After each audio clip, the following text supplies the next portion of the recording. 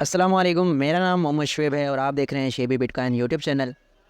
आज की मेरी लर्निंग की तीसरी वीडियो है। इसमें मैं आपको एक कॉइन को एनालिसिस करके आपसे शेयर करूंगा कि किस तरह से उस कॉइन के फंडामेंटल वर्क कर सकते हैं और किस तरह आप जो है उस कॉइन में पोटेंशियल चेक कर सकते हैं। तो यहाँ पर सबसे पहले ट्रेडिंग व्यू पर मेरे पास इसका चार्ट ओपन है और रिसेंटली इसने अपना ऑल टाइम हाई लगाया है ऑलमोस्ट $1.14 का।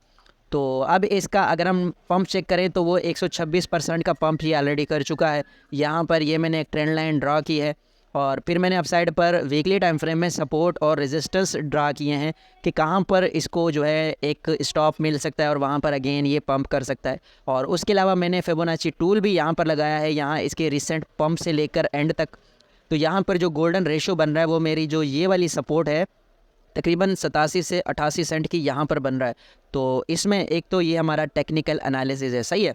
और उसके अलावा अगर कॉइन मार्केट कैप पर जाएं तो इसके हमें थोड़े बहुत फंडामेंटल मिल जाएंगे कि इसकी सप्लाई क्या है, इसका मार्केट कैप क्या है। तो यहाँ पर मार्केट कैप के अकॉर्डिंग ये 226वां प्रोजेक्ट है और ये पेंडल फाई यानी कि ये लिक्विड स्टेकिंग प्लेटफॉर्म है। और यहाँ पर वॉल्यूम के अकॉर्डिंग ये 188 पर है। और सप्लाई अगर देखें तो इसकी 91% सप्लाई ऑलरेडी मार्केट में है। तो इस हिसाब से भी ये एक इस प्रोजेक्ट के लिए गुड साइन है, ठीक है। इथेरियम की ब्लॉकचेन पर ये लिस्टेड है। तो यहाँ पर हमने इसका जो है सबसे पहले तो लिंक कॉपी करना है, फिर हमने डीफाई लामा पर जाना है। अगर आपको याद हो मैंने पिछली वीडियो में आपको गाइड किया था कि डीफाई लामा पर आप किस तरह से किसी भी प्रोजेक्ट को स्टडी कर सकते हैं। तो यहाँ पर इसमें जो टोटल वैल्यू लॉक है वो 225 मिलियन है और इसका जो मार्केट कैप है वो 102 मिलियन है। तो ये वाला जो कंपैरिजन है वो बहुत ज़्यादा इम्पोर्टेंट है। अगर total value lock market cap से ज़्यादा हो तो इसका मतलब ये होता है कि ये प्रोजेक्ट जो है अंडर वैल्यू है। अगर टोटल वैल्यू लॉक कम हो और मार्केट कैप ज़्यादा हो तो इसका मतलब है कि ये प्रोजेक्ट ओवर वैल्यू है और इस हिसाब से इसमें डंप आ सकता है।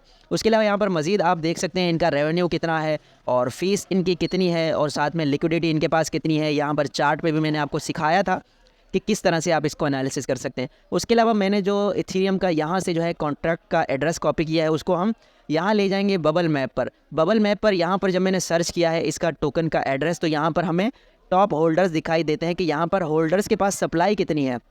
और ये मैट्रिक्स भी बहुत ज़्यादा इम्पोर्टेंट है कि यहाँ पर जो टॉप नंबर 1 हमारे पास होल्डर नज़र आ रहा है उसके पास 14% सप्लाई है। और उसके अलावा अगर देखें तो ऑलमोस्ट 20 से 30% सप्लाई टॉप 10 के पास है। उसके अलावा बाकी सप्लाई जो है बहुत कम वॉलेट्स में है। तो ये भी इस प्रोजेक्ट का एक पॉजिटिव साइन है और इस हिसाब से जो है आप किसी भी प्रोजेक्ट को स्टडी कर सकते हैं, उसके बेसिक्स जो भी फंडामेंटल हैं या ऑन चेन एनालिसिस उसका कर सकते हैं और उसके बाद आप उसमें इन्वेस्टमेंट कर सकते हैं। ये एक अच्छा प्रोजेक्ट है जो मैंने आपसे डिस्कस किया है। नेक्स्ट मैं आपसे कोई ऐसा प्रोजेक्ट डिस्कस करूँगा जिसमें आपने इन्वेस्टमेंट नहीं करनी, या तो वो रग पुल प्रोजेक्ट होगा या फिर बहुत ज़्यादा रिस्की होगा।